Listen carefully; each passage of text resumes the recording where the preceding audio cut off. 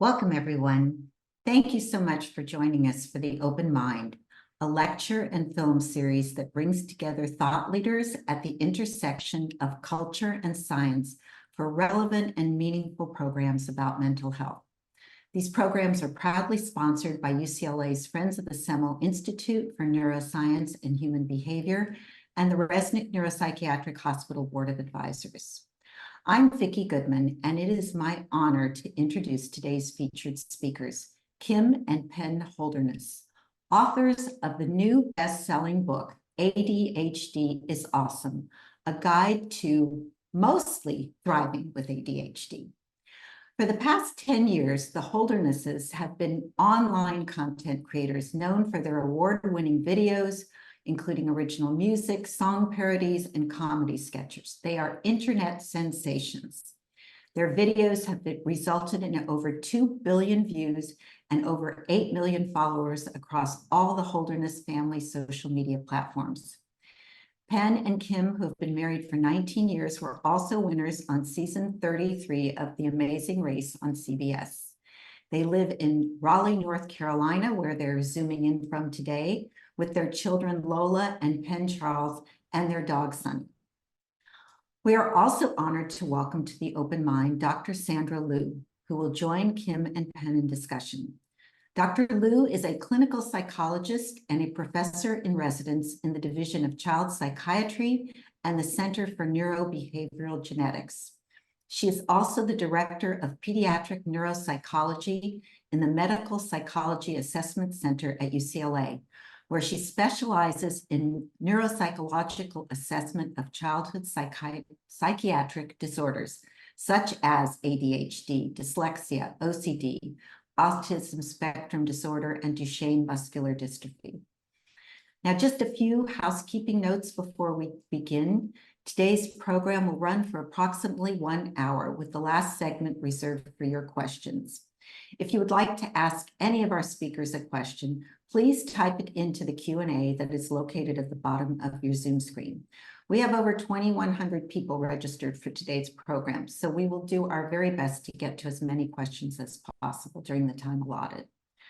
Today's program is being recorded. It will be available for viewing on our website, friendsofsemelinstitute.org. There you will also find a calendar of our upcoming events, videos from past programs, and information about other programs we support, such as the Open Mind Film Festival for high school students and the Teen Advisory Council.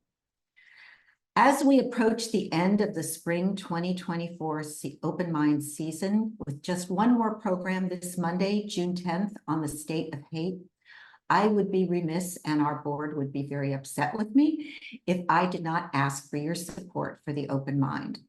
Think public television or NPR.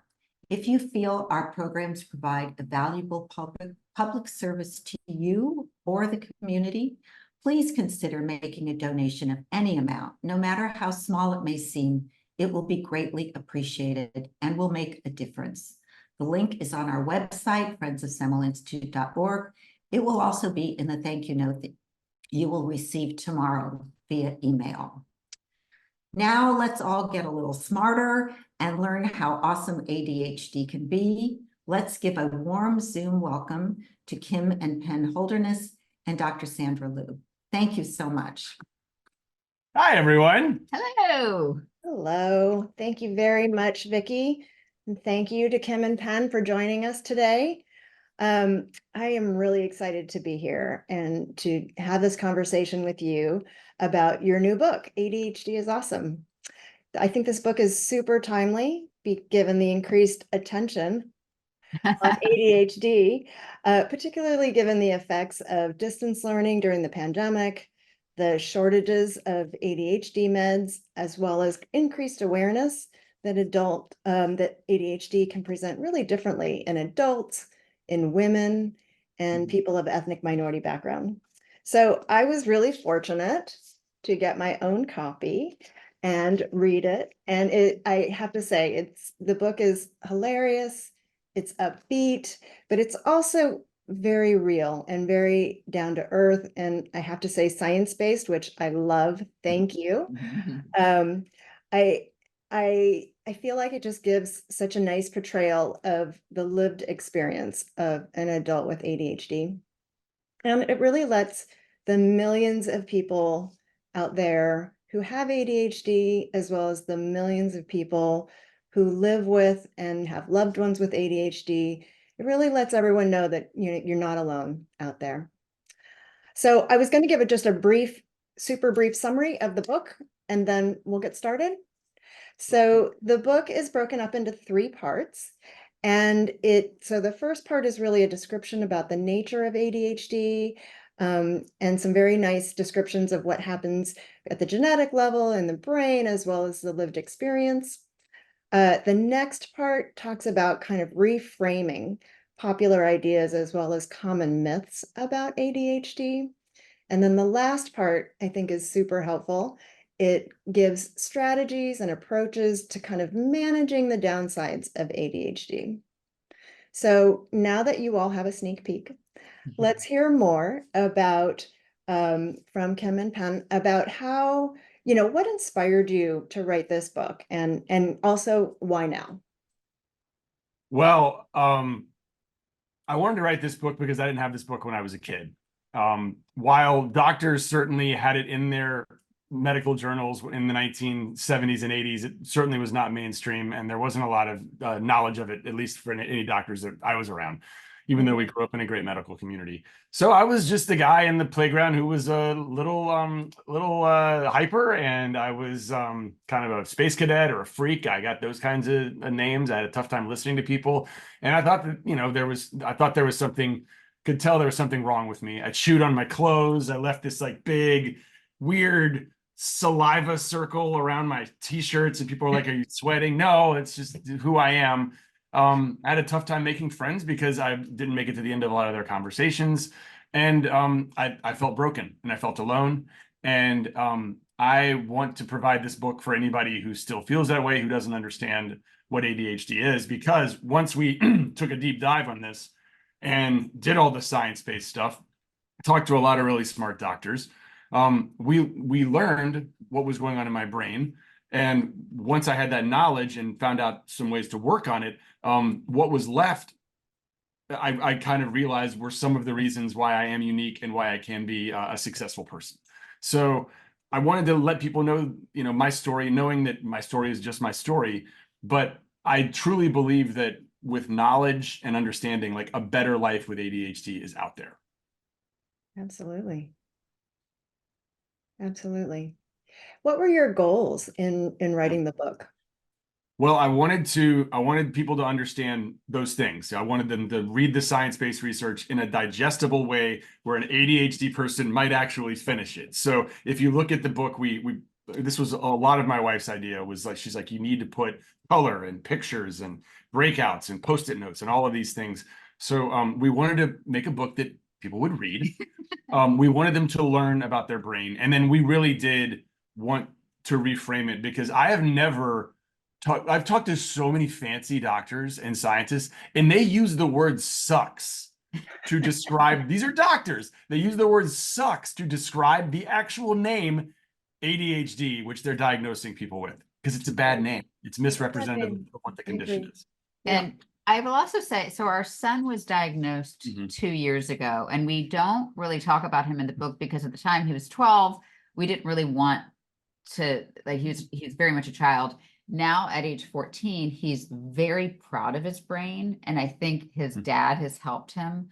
But I will say, even we were already had started the research into this book, and we were already like knee deep into it, and assumed that my son had ADHD, but we wanted a formal diagnosis just to see, and so we had the paperwork to work with the school and everything. And getting the diagnosis, even though we were expecting it, and even though we currently live with it, it was like a punch in the gut. It came as this really ominous, terrible, like, medical condition. And you mean the packaging and the diagnosis? Well, how it was told to us and explained to us.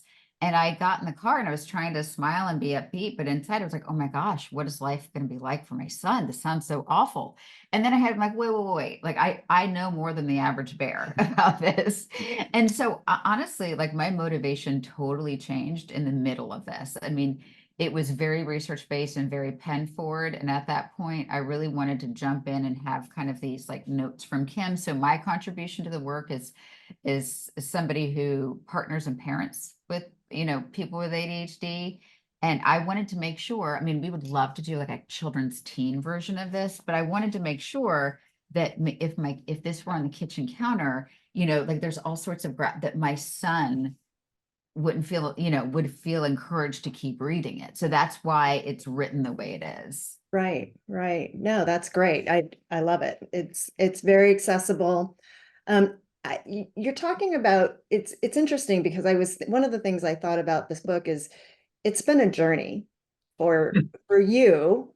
Penn, you went from, you got your first you kind of lived your childhood, got your first diagnosis in college, and then and you talk about how you got Ed Hallowell's book, Driven to Distraction, but threw it in the trunk and didn't really Never read finished it. So you were on a journey from, just getting the first diagnosis, and then, you've clearly come a long way along your journey.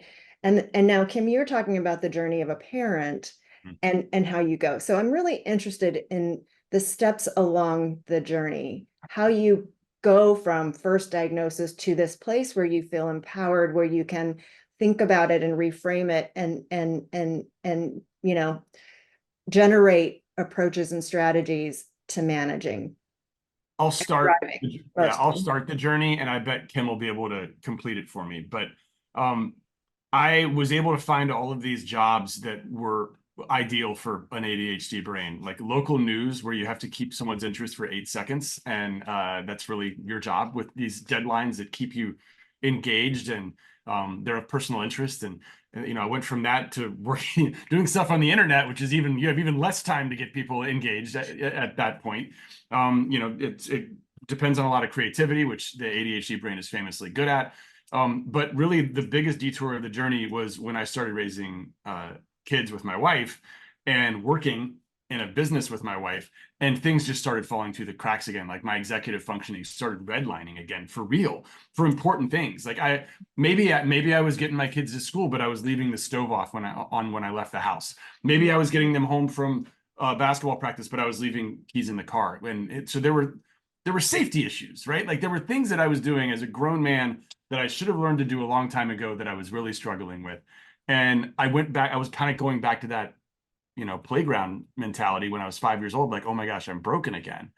And so thank goodness for the research that we did. And also thank goodness for having a very understanding and forgiving wife. Well, my journey.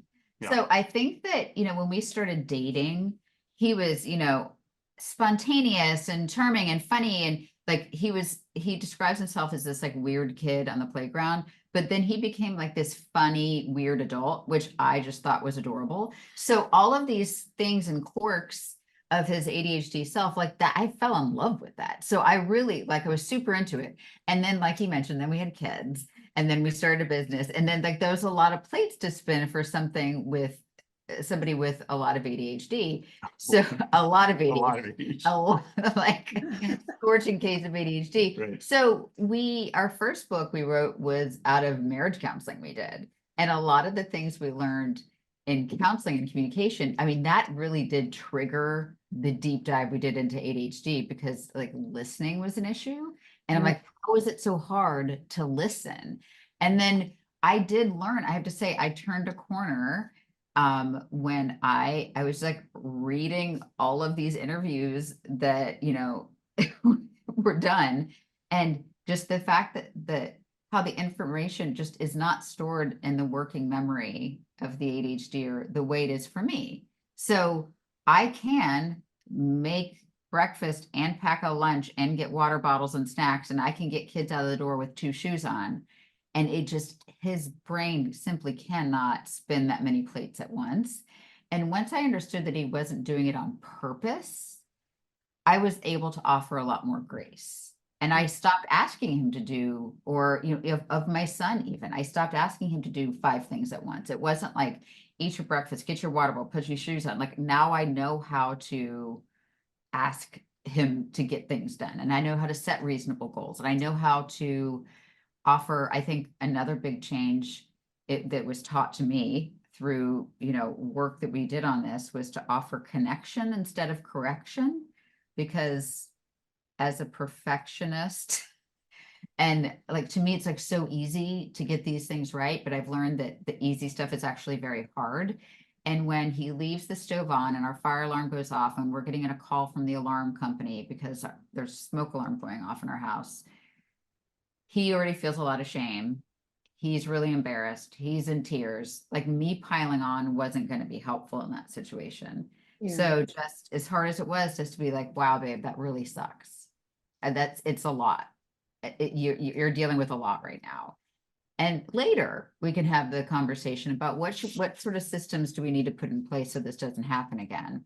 But Right. just offering that connection, I think, was a huge turning point for us. And then especially my parenting relationship, I'm talking a really long time here, but like when my son does his homework, but then doesn't submit it.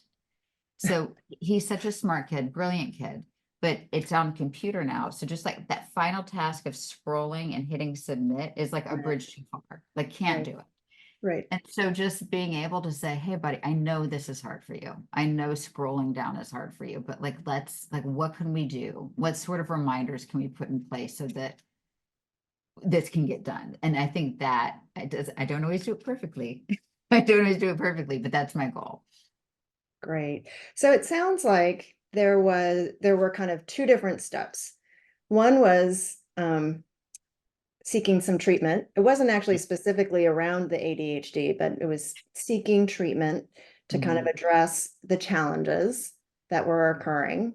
And then the second part was education and kind of learning more about what ADHD actually means, kind of at the science education level, but then also translating that specifically to your husband and your son and how it manifests there, because there's so much heterogeneity in ADHD. It can look different across different people, even a father and a son who are related and live in the same place, right? Yeah, it's heterogeneity. There's a ton of heterogeneity in ADHD. That's the word I use all the time. Did I say it right? You mean it's heterogeneous, right? Did I get? She's so smart. Really She's smart. so smart. She's so smart. There's just a lot of variability. How's that? And I will say something about, so like the first time when I got diagnosed the first time, it was a very medical diagnosis. Did you get diagnosed more than once? No, the first step. Okay. The first part of the story when I got diagnosed, it was very much medical. You're having trouble with this. Here's some medication. You're having trouble hearing that this medication should help. You're interrupting people. This medication should help. Medication. Good luck. Go take your medication. Yes. And it got me through college. Graduated. I did nothing in the form of educating myself about what was going on. I had no new understanding of my brain, and I had no behavioral interventions that I added on. I just kind of went with the flow. Yeah. So when I made the decision after college that I just was going to try it without medication, I was kind of back at square one. To the point that when I met Kim, about 10 years after that, I still was that guy who had one towel in his house. And I didn't think that you needed to wash it. Because he's like, if I use the It towel, washes itself when you dry off. If I clean when I clean, but I don't know if that's ADHD or just him have like no hygiene. It could be a healthy dose of both. Yes.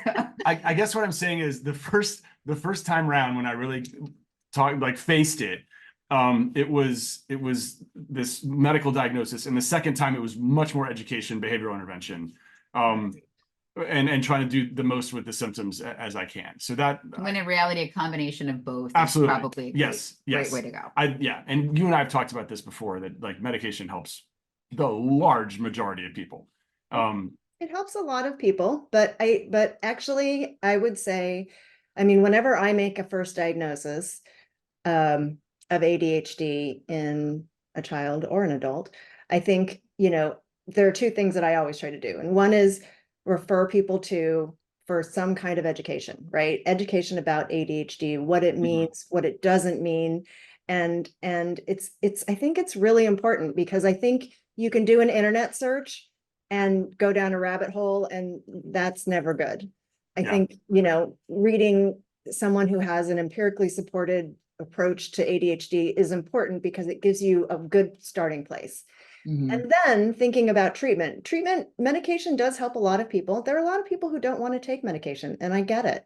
Mm. And as parents, we don't want our kids to be on medication ever, or if as little as possible, right? So really the treatment, I think, that's important is really about the approach that you take in your book. It's kind of targeting the areas of challenge and finding ways to manage those. Yeah. You Let me know? tell you why education is important for me. I have a lot of pride. And so when this easy stuff is really hard for me, there's this shame, right? Like this is really embarrassing. So then you read the book and you're like, oh, my brain it's like an on and off switch, not a dimmer switch, and everything, it's all or nothing for me. And then once you realize that, it's just this switch flicks in your head where you don't mind doing the work anymore because you're understanding why it's hard. Right. And that can be really tough for an ADHD person because we don't really want to have to worry about the easy stuff. Like we think that it's above us when in fact it's really, really hard. So the education that helps me or has helped me a ton. Yeah. I think so. In neuropsychology, we do a lot of these really long, laborious tests, but the idea is to help people understand their cognitive profile, because in reality, everybody has strengths and weaknesses. And, you know, I really love in your book how you talk about a strengths-based approach, using your strengths to bolster your weaknesses. And that really resonates with me, kind of not just in ADHD, but really generally, because I think that that's something that it's a pathway, right? It's a way, the more you understand yourself, the more you can accept it and then also learn ways to manage, which I think is kind of at the heart of what you talk about. And it really resonates. I love it. It's exactly how I think people should kind of always approach. And it's interesting because my only real like big exposure, of course, there's a lot of people in the internet creator world that are ADHD, but I live daily with two people that react very similarly. And so, and Penn even wrote in the book, you know, at one point he thought about going to law school, but then like, oh my gosh, like all that reading, he could never. And during one of these webinar discussions, we mentioned like, oh, that would be so hard to be an ADHD lawyer. We got so many 40 emails ADHD lawyers that were because I think when it's of personal interest, and they talked about how fascinated they are with contract law and tax law, and so. And then, you know, we had all these ADHD, like these really like an ER doctor, all these things. So when it's a personal interest, I've learned these ADHD folks, they were talking about they can hyper focus on tax law. And I'm like, wow, that is not the experience that I'm seeing. No, but like astrophysics for me is like that. That's pretty boring for people. Like I've gotten obsessed with astrophysics. So I do see. So that's why I feel like when, you know, we've done this book tour, we've gone to meet a lot of people, and there's a lot of moms that were in my position, and they're just worried about their kids, and they're worried about what the future holds. And man, like the sky, I mean, you aren't limited by ADHD that I see. I mean, there's ADHD mixes well with a lot of other things, but I think that we saw so many examples of people, you know, it became sort of the support group. But this one guy, he used to do landscaping, but he hated it killed him to be at one house for 8 hours doing like the whole installation and everything. So he switched his whole company over, and now he just does fertilizing and seeding. That's when you like go through and you kind of just like spread the fertilizer, and you can be in and out in 10 minutes. So he has gamified his whole business, and he can do like, you know, 30 houses in a day, and he's like always going, and that's perfect for his brain. Right. Yeah. Well, I really love how you talk about in the book that, you know, attention deficit is such a misnomer, right? It's not that people with ADHD can't pay attention. It's actually self-regulating that level of attention across preferred and non-preferred activities, right? And so and that is straight out of Ned Hallowell's book. But I want to credit him because a lot of the stuff that we try to make sure that everyone knows, but this research has been going on for a long time. He in the 90s was like, no, we have an abundance of attention. We, to your point, can't regulate it. Right. Right. And now we know more about the fact that that self-regulation capacity in terms of your cognitive functioning also extends to emotions, for example, and regulating your emotions and regulating your behavior and regulating so many different things, making it difficult at times. But I think that's just a really key point in understanding ADHD. And moving from this place of you can't do anything to it's just about regulating it and what kinds of environmental circumstances do you put in place to help with that, or tips and hacks that you do. And so how did you gather all of those strategies and approaches and techniques that you talk about in your book? Because I think they're great and super helpful. Did you think them all up on your own? So my personal ones are just that. They are upstream solutions to things that were going on in my life that needed fixing, right? So I lost 3 wedding rings because, like, for stupid reasons. I'm not one of those guys who takes his wedding ring off like to go Not worried. chat it up or what. Yeah. I don't even know how to say it. I'm chatting it up. No, Yeah. he doesn't have time to cheat on me, honestly. So I got a tattoo of my wife's name on my finger, so I'll never lose it. There's just all these times where, like, Kim will in the middle of the night, I gotta pee, and I'll leave the toilet seat up, and then she'll have like a splashdown. So now at night, particularly, I pee sitting down, just because you can do that as a guy, right? I think the it's best is possible. the magnet on Yeah. top of the car. Yeah. Because it was just that visual cue, because he was putting his coffee cup on top of the car, getting in the car, driving away, busting the coffee mug. So just the visual cue of like, the magnet doesn't hold anything, but it's just that cue of like, don't put your cup here. Yeah. Like those little things that snap him out of it. I have a song I sing every time I leave the car to make sure that I bring my glasses, wallet, keys, and phone with me. It's glasses, wallet, keys, and phone, like instead of head, shoulders, knees, and toes. I set a timer every time I turn the stove on, just every time. Like I will never turn a stove on without setting a timer because it's on my phone. So I take it with me. Because if I leave the house and it goes off, crap, I left the stove on. I got to go back. And so they're probably all things that some people may nod their heads, but there's probably some people with ADHD who are like, well, that's not my thing. Everybody has their own thing. But what the main thing that they should have in common is that they're upstream, right? Like they cut the problem off at its source and not even allowing it to enter your world. I will say at these book events, it became this support group.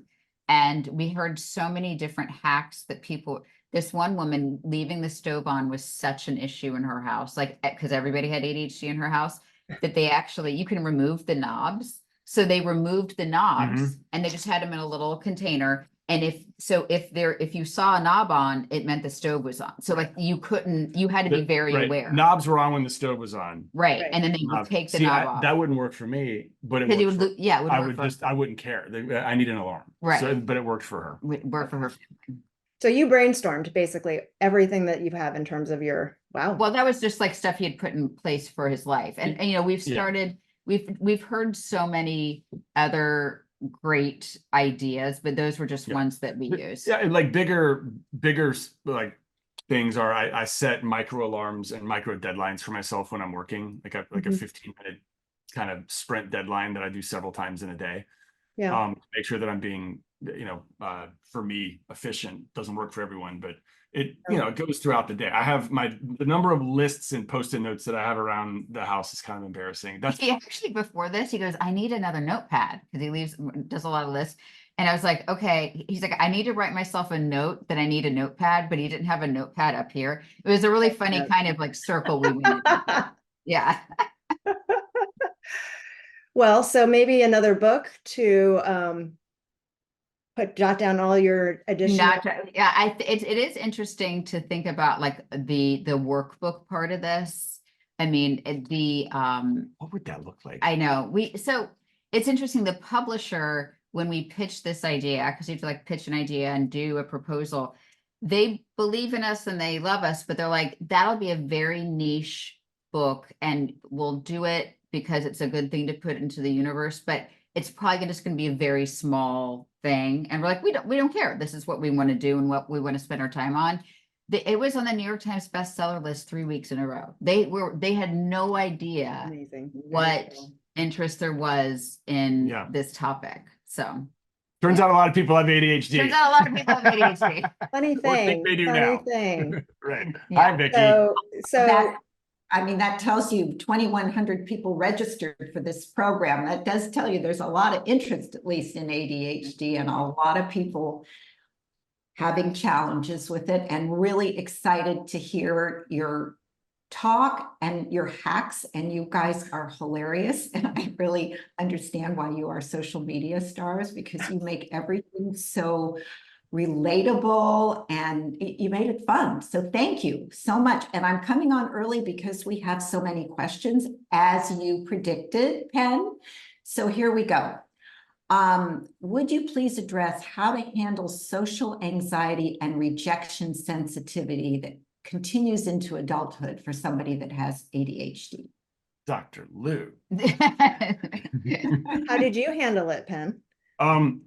So I honestly, they're talking about the rejection sensitive dysphoria is a component of a lot of people have ADHD, right? It's this the fear of rejection. And I do remember as a kid, there were like several years that I did not want to try out for a sports team because the thought of not making it filled me with so much dread that I couldn't handle it. And so I went and this is going to sound crazy. I went and found my people who did not have any rejection at all, which was theater arts.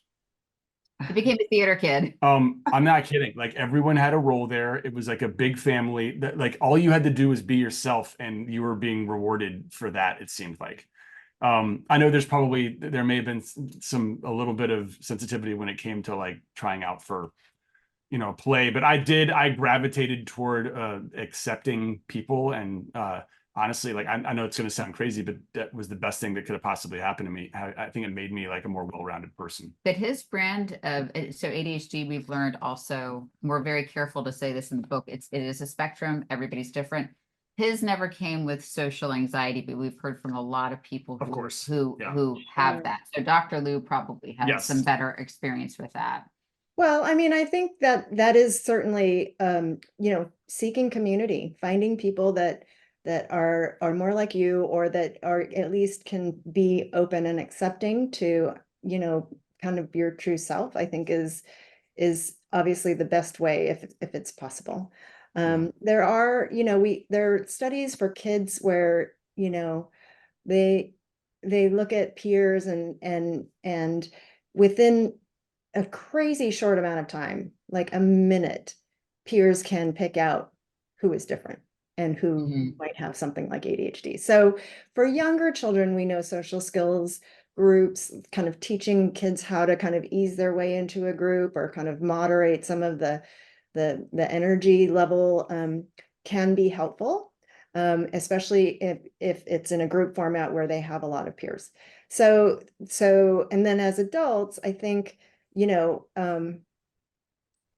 thinking about treatment and thinking about, perhaps identifying that as a goal for treatment is either in a kind of behavioral therapy or cognitive behavioral therapy would probably be very helpful as well. Yeah. Thank you. We have another question here about young children, ages 7 to 9, about emotional regulation and impulse control, and frustration tolerance. The viewer asks, and I wonder if you could comment on that. Dr. Lou, that's Dr. you. Lou, that is a Dr. Lou question. Comment on how they're related, comment on how to address it, comment on how common they are. I'm not sure what I mean, yes, all of those things run together. Emotion dysregulation is, it's not ubiquitous. It's not something you see in all of ADHD, but, I would say, at least 50% of kids with ADHD do have a pretty good amount of emotion dysregulation. And that tends to be very impairing. That's one of the more impairing sorts of associated features of ADHD. And then they run together. That's all emotions and run together with low frustration tolerance. And so they're likely all tied. And as we talked about, this is a disorder of self-regulation, of being able to regulate emotions. And so they're all together as part of the nature of ADHD. And so certainly that should and can be an important target of treatment as well. I will also just say anecdotally as a parent, I know they asked for age 7 to 9, but that is something that we've seen improves with age, and just the cognitive ability, like just to have an awareness of what's happening. And so to be able to kind of zoom out and realize what's happening. Yeah. And kind of be able to turn it down and regulate has really improved with age. And I'll say that as somebody who cried at the drop of a hat, even into high school, and I know it's tough. I'm sorry. Like I was a deeply feeling kid. I think they didn't have a term for that back then. But it did get better, and he's still a crier, and you're not, and you're not alone. Yeah, I'm still a little bit like that 7 and 9-year-old. So you got company. Yeah, I mean, I guess the good news is that the common treatments used for ADHD, the stimulants and medications, do also help with emotion regulation. That is kind of the recommendation at this point to help with emotion dysregulation, is pretty much the medication treatments. And is that also for impulse control? I know a lot of kids with ADHD seem to shout out in class and interrupt the class, and then they feel horrible afterwards that they've done that. Do you feel the medications help with that as well? The medications do help with that as well. Yeah. Okay, we have a question here from an adult, and I hope that they're still here, because they said that they don't know if they can sit here and wait for the answer to the question. Because they got ADHD. Perfect. Yes. But they're asking why there's so much help for kids and not for adults with this problem. And I hope anonymous attendee, but I hope you're still here, anonymous attendee, to hear the answer. Yeah. Let me ask you this question, Dr. Loo, because I would love if you answer this as well. But don't you think that most adults are going undiagnosed clinically? Like they probably have it and they just tell their wife, like, I got ADHD. So I don't know that there's enough evidence of us having it. Like we need to go to the doctor and let people know that we have it. Yes, but yes, all of that. I mean, if you think about it, if someone is 50 to 60, they were teens before kind of the medical diagnosis was really kind of solidified. And then, they were probably in their 20s to 30s before adult ADHD was recognized as a thing. So we used to think that kids had ADHD and then they would grow out of it as adults, for the most part. And so adult ADHD has been very slow to be recognized as an actual thing. But now we recognize that, actually the vast majority of kids with ADHD go on to continue to show signs and symptoms of ADHD, even if they don't meet the formal diagnosis and the diagnostic criteria, and they continue to have impairments related to those behaviors, even in adulthood. So it's that, I think it's a slow recognition of the differences between childhood ADHD and adult ADHD.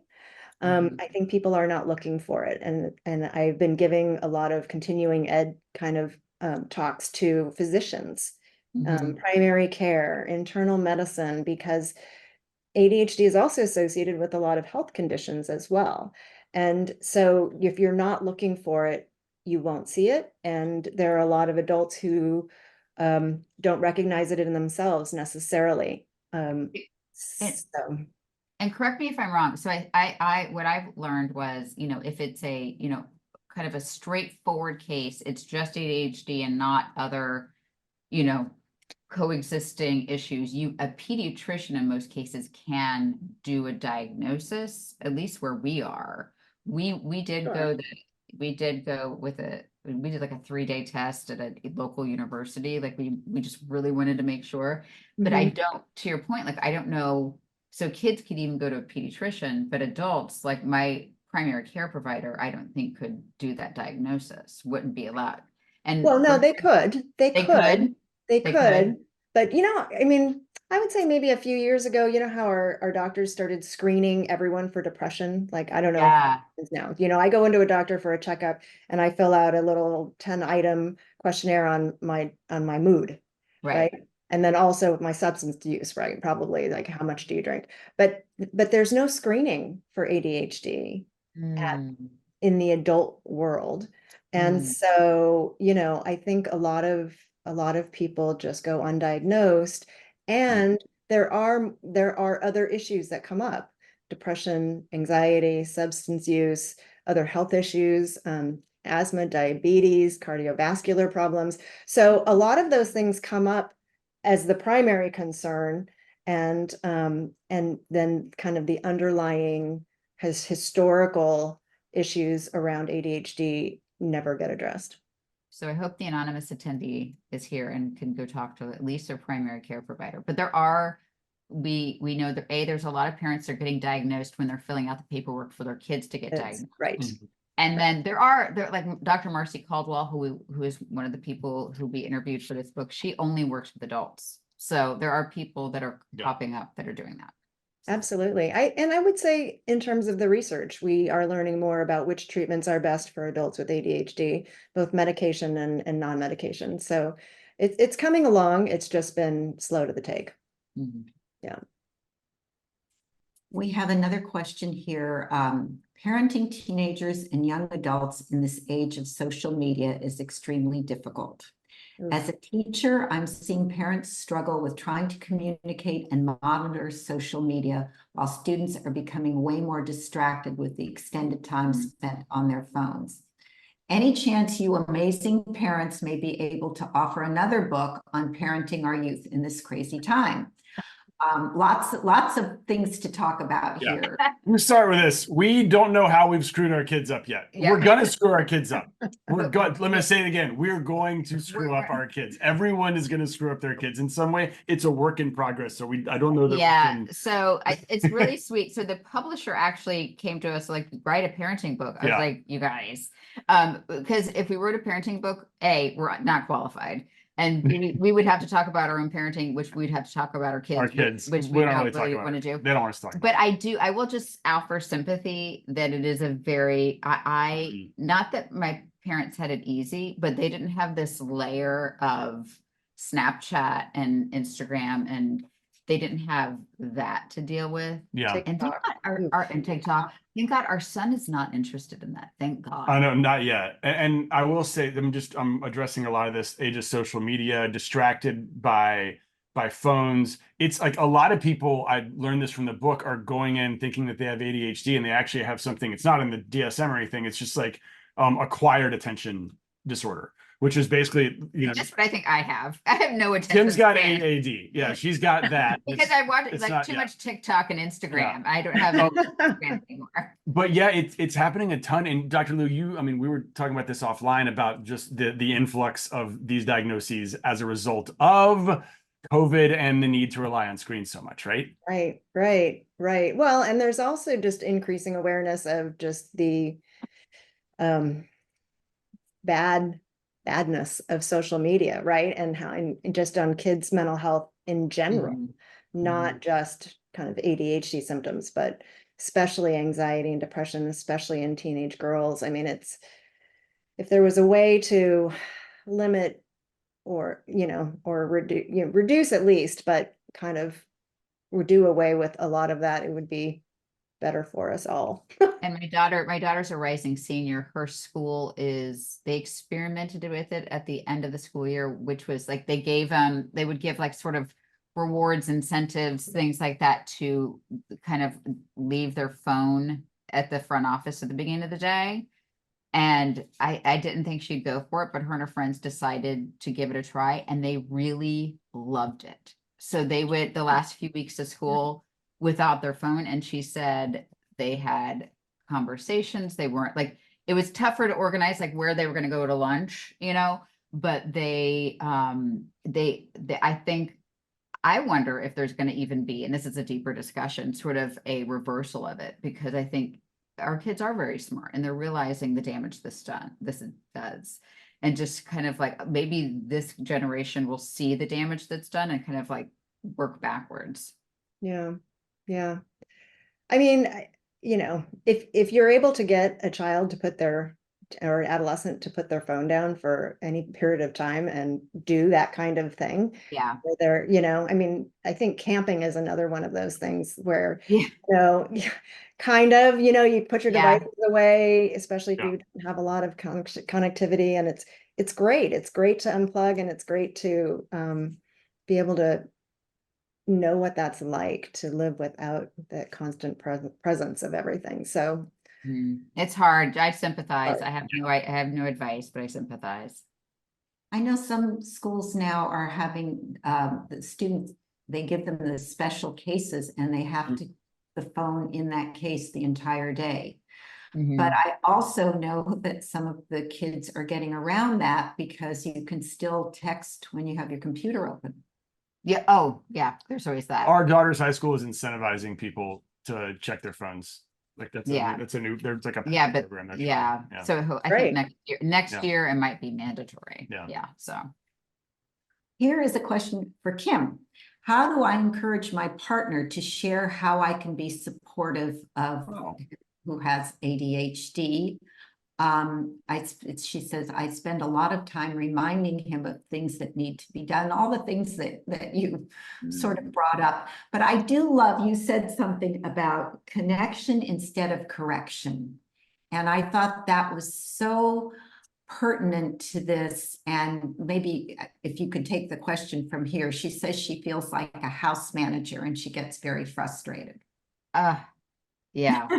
I will say I very much sympathize. I very much felt like that. People would joke, "Oh, you have 3 kids," and It's not funny. it's not funny.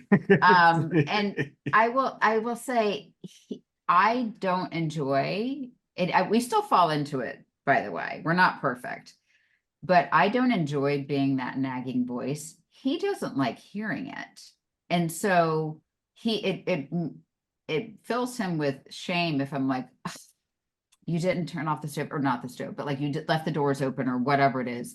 It's not great for him anyway. Well, something like that I would nag you about. But if there's like a long list of things to do and things to close, I just had to make the decision to stop. And when I offered, I'm telling you, when I found a way to offer connection, so we've had very busy days recently.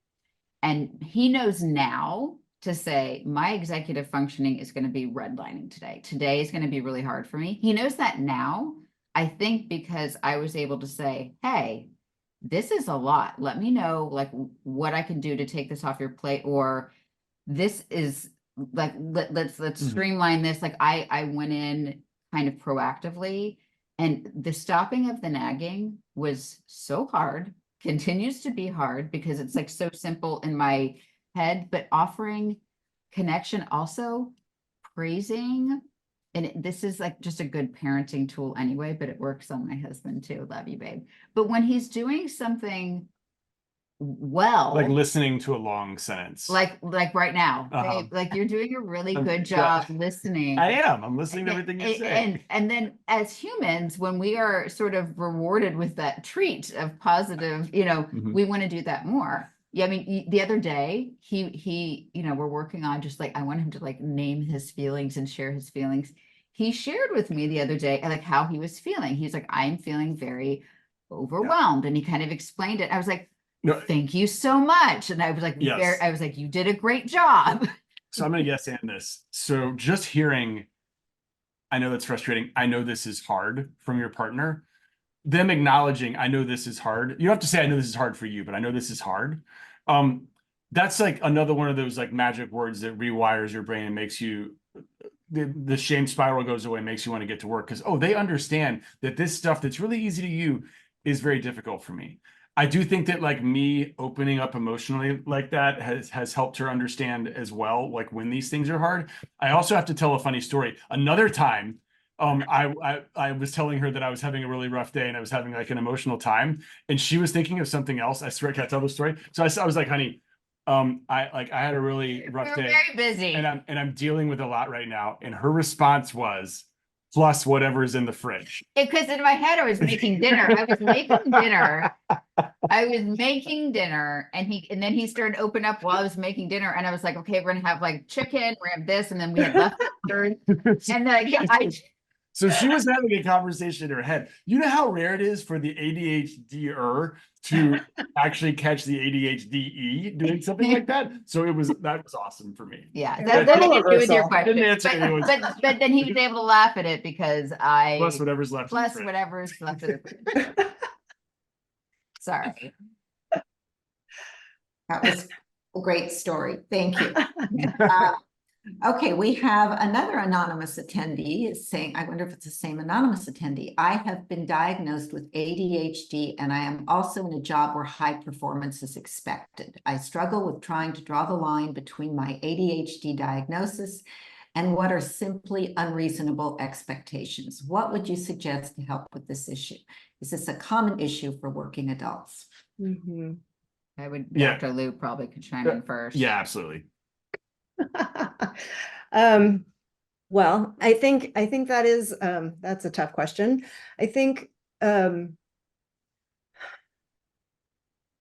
thinking about, well, it would be helpful for that person to talk with their colleagues to see whether other people, ADHD or not, are feeling overwhelmed by the expectations of the job and the boss.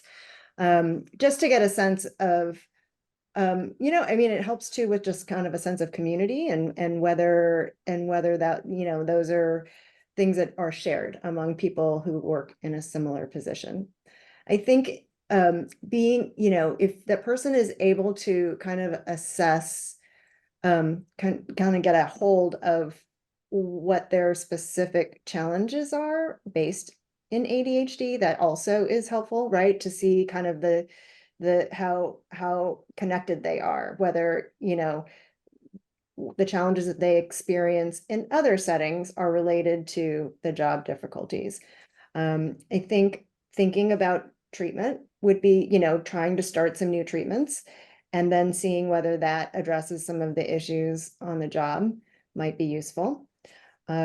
And then finally, maybe talking to their boss if they feel able to do that. Again, trying to get some connection versus, always feeling under the gun to do things that they feel like they can't, reasonably accomplish, might be also, if they're able to open up to their boss and, go to this place of kind of more vulnerability. So that last part's so true. Like, this is how I wish every workplace would go. Like, this is me, and I work for Mrs. Bordelstein or whatever. Like, hey, hi, Mrs. Bordelstein. I just wanted to come in. Like, I'm Penn. I thought I'd just share with you that I have ADHD, and there's some great parts of that, and there's some times that I can really focus and knock stuff out of the park. But there's also some things that are causing me some trouble in this workplace. Oh my gosh, I'm so glad you told me this. I would love to get the most out of you as an employee. And I know that you're invaluable because of the type of brain that you have. What's bothering you? Well, okay, I'm like sitting right by the water fountain and these people keep going by and I'm super distracted. And I know that you don't want to have like music in the office, but the noises are a lot of distracting. Well, what can we do to help you out? Like, I think maybe we'll get you an office that's not by the water fountain. We'll try to get you maybe some like a noise machine at a reasonable level. Also, like, when are you really crushing it? Like, when are you doing really well? Well, you know what? I'm really good at TPS reports. We should get you doing more TPS reports. You could do those all day. That's the conversation I think that could happen in offices, but there's so much shame and reticence. And I had it too, of not wanting to tell people that you have ADHD because of the freaking stigma that it's got. I know. Which we need to buck. We met a pharmacist at one of these book signings, and she's afraid to tell her coworkers that she has ADHD because as a pharmacist. And I was like, well, why? And she's like, well, would you want an ADHD pharmacist? I said, kinda, because I feel like you could really just like focus in there On that one part, on that one But, part. yeah. There's still, so anyway, there's a lot of shame around it, and yeah, I'm sorry, that sucks. Unfortunately, there's still a lot of shame and stigma to all kinds of mental health challenges. So that's why we do these kinds of programs, so that people get education to help reduce the stigma, right? Mhm. This is very sweet. Hi, I am Owen. I have ADHD and I have the book ADHD is Awesome. I am 7 years old. I like the videos that you make on YouTube. Oh. Hey, Owen. Oh, Owen, you're so sweet. That's Thank you. really Thank you, sweet. Owen, if you're reading the book, have you gotten to the part where we talk about whales' blood vessels? If you haven't, it's really interesting. You can walk through a whale's blood vessel or swim through a whale's. yeah. That's how big their blood vessels are. Yeah. Wow. Thank you, Owen. That's the kind of weird crap you can get in our book, ADHD is Awesome, for the ADHD brain occasionally. Yes. Here's another. My son, who's in his mid-30s, was diagnosed with ADHD as a child. It was a journey. Oh, whoops, hold on. Anyway, I saw a guy driving his car the other day who had in big letters on his rear window, ADHD. I was totally shocked, but also found humor in his sign. Was that you? No, wait, they're saying in the rear window, like not like, was it obstructing his view? Probably. Or was it? Was it followed by is awesome? Because then maybe. Maybe that would be me. That would be me. Yeah. I love people that are wearing it with pride. I think that's an important next step. Mhm. I think that the closer we get to people understanding like what it is, the more that's going to happen. Agreed. Totally agree. We have a few questions about medication. I think I'm going to throw this to Dr. Loo. Somebody says, I use Adderall and find that it helps, but I can't sleep when I take it. And somebody else mentioned that they see a psychiatrist and all they really want to talk about are meds. And there's, but not about non-medical strategies and interventions. So I wonder if you could address, the question here about non-medical strategies and the use of medication, both in kids and adults, which is very different. But Right, sure. We are testing non-medication treatments at ADHD for ADHD here at UCLA because we recognize there are a lot of people who take medication and have side effects that make it not possible. There are plenty of people who take ADHD medication and it doesn't actually do what it's supposed to do. It doesn't help them as much as it helps others. And so yes, if you're going to see a psychiatrist, that is their focus and that's what their training is. So they're going to focus on medication. There are psychiatrists that are willing to do therapy as well, but you would have to kind of seek those people out. The way to incorporate more non-medication treatments for ADHD would be to seek out another mental health professional that specializes either in behavior therapy, cognitive behavioral therapy, those kinds of therapies. I mean, I would say it's probably useful to look specifically for someone that has expertise in adult ADHD. So yeah, I think it's that would probably be the best strategy for non-medication treatments. There are also kind of executive function skill training groups. The ones here at UCLA are more for adolescents, but you would have to seek those out. Trying to think. I don't usually recommend ADHD coaches, but there can be some. It depends on the alignment of what that coach specializes in doing and what the person is interested in treating. Again, I'm pretty pragmatic that way. It's, identify the kind of things that you want to address in the treatment and then think about which, and then gear your treatment that way. That's usually what we try to do. thank you. Well, we're nearly out of time, so we'll have one more question here, and it's from another Raleigh local. So hello to you from a Raleigh local who just got diagnosed. He's a junior, or he or she, it's anonymous, is a junior in college. I struggle with feeling guilty around my non-ADHD roommates when I forget things. I'm lazy, I'm talking too much. Do you have any advice for working through this guilt? And I know you did mention it, Penn. Or communicating with people what's going on in my brain. Thanks and love this talk. Well, you just did it. You were just vulnerable. You just opened up and you talked about yourself. And everybody here has like, they like you more. We loved you to begin with. Yeah, but I like you more now that you just told me about yourself and you were vulnerable and honest. And like, I remember college, it's like a weird time to be vulnerable. You want to talk about sports, you want to drink, and you want to try to, hook up. So like, I get that. Like, that's kind of the main goals there. But like what you just did right there is going to resonate with your friends, I firmly believe. If you fought, like, I'm just going to tell you the model that I followed with my wife as if she is my friend.